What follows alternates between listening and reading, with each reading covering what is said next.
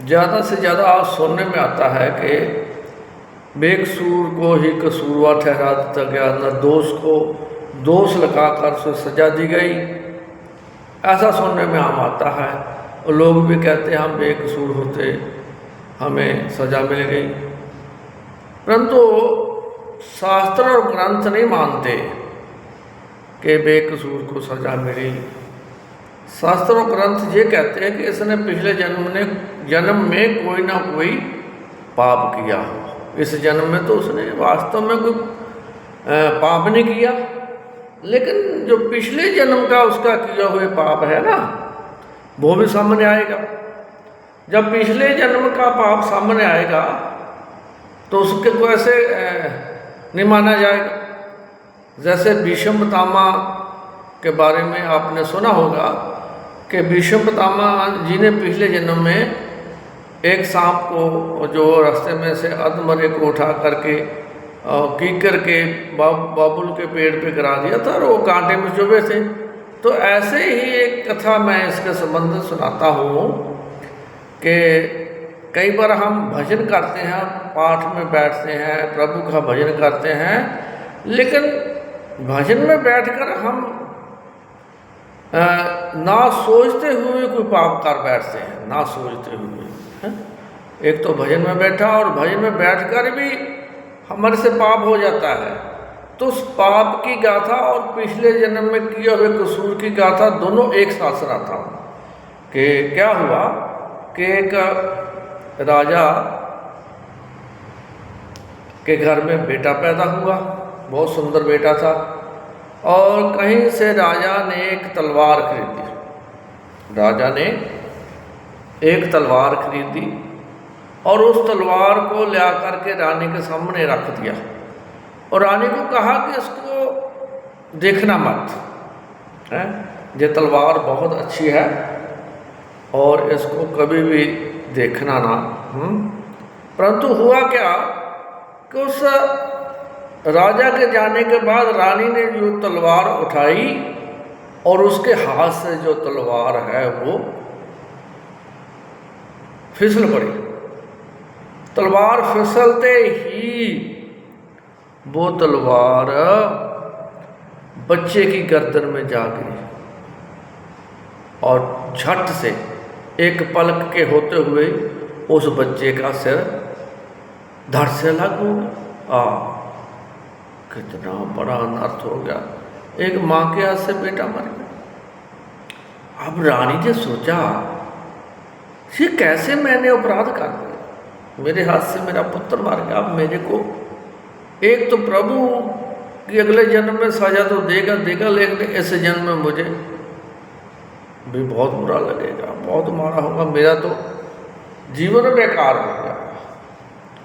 अब उसने क्या किया कि उस बच्चे की मृत शरीर को उठा करके जहाँ तुलसी का पेड़ था उसके पेड़ के नीचे दबा दिया।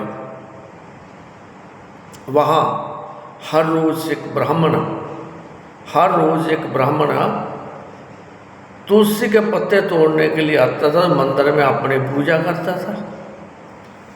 जैसे ही वो ब्राह्मण उस पेड़ के पास गया और पत्ता तोड़ने लगा,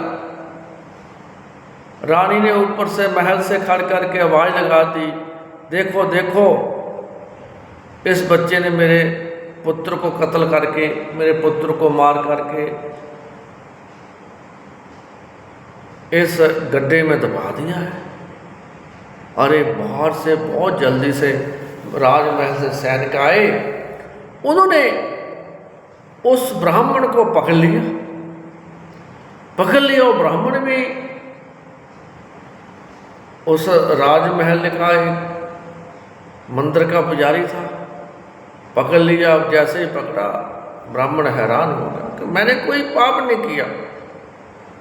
और तो रानी कहती, वो सिपाही पूछते कि हे रानी कहाँ है पंडित जी ने तो किसी बच्चे को मारा नहीं। कहते नहीं, इसने मारा नहीं, अब फिर तो इसने मारकर इसके नीचे गड्ढा खोल के दबा दिया, मुझे दिखाई दिया ऊपर राजमहल से।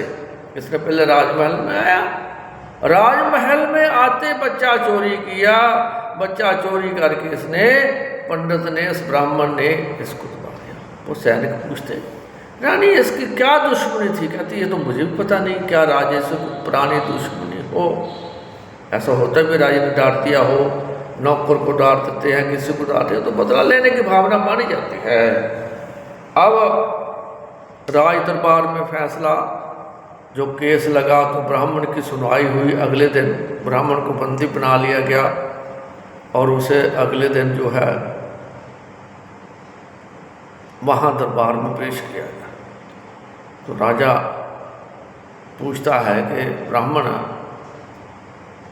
आप बहुत विश्वास पात्र थे मेरे परिवार के, और आपने ये क्या किया कि आपने मेरे बच्चे को ही मार दिया।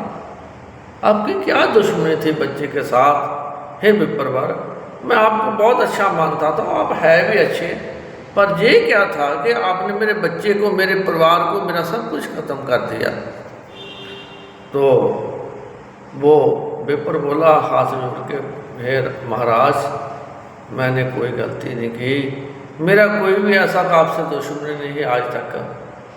और राजा कहता अब क्या करें, अब आप तो प्रत्यक्ष आपको पकड़ा गया है और आपको सजा होगी। तो राज दरबारियों ने कहा कि इस राजन के ब्राह्मण ने पता नहीं कौन से लालच में आके आपके बच्चे की हत्या कर दी, और अब इसको ये सजा दी जाए कि इसका एक हाथ काट दिया जाए। तो उसका हाथ काट दिया गया और उसको वहाँ से राजमहल की जो मंदिर की पूजा से वहाँ से उसको मुक्त कर दिया गया, उसकी छुट्टी कर दी गई, उसकी सेवा मुक्त कर दी गई और नौकरी से हटा दिया गया। वो ब्राह्मण अपने गुरु के पास गया, बड़ा दुख था। जैसे भी अपने गुरु के पास जाता है, गुरु से पूछता है, गुरुदेवा मैंने आज तक कोई गलती नहीं की ऐसी कि जिसकी सज़ा मुझे मिली हो। तो गुरुदेव ने ध्यान लगाया, गुरु ने देखा कि हे ब्राह्मण, तू सही बोल रहा है, इस जन्म में तूने कोई गलती नहीं की, लेकिन जो पिछले का जन्म था, जो पिछले जन्म में आप थे, उसकी गलती ही इस समय काम कर रही है, आपको उसकी सज़ा मिल रही है। तो बता पूछने लगा ब्राह्मण कि गुरुजी मेरी गलती क्या थी। तो गुरुदेव कहने लगे कि हे ब्राह्मण, पिछले जन्म में आप तपस्वी थे, बहुत पाठ पूजा करते थे, और एक बार क्या हुआ कि आप रास्ते में आश्रम में आप बैठे बैठे अपने चबूतरे पे भगवान का भजन कर रहे थे, भगवान का भजन करते थे, और आपके सामने से एक गाय निकली।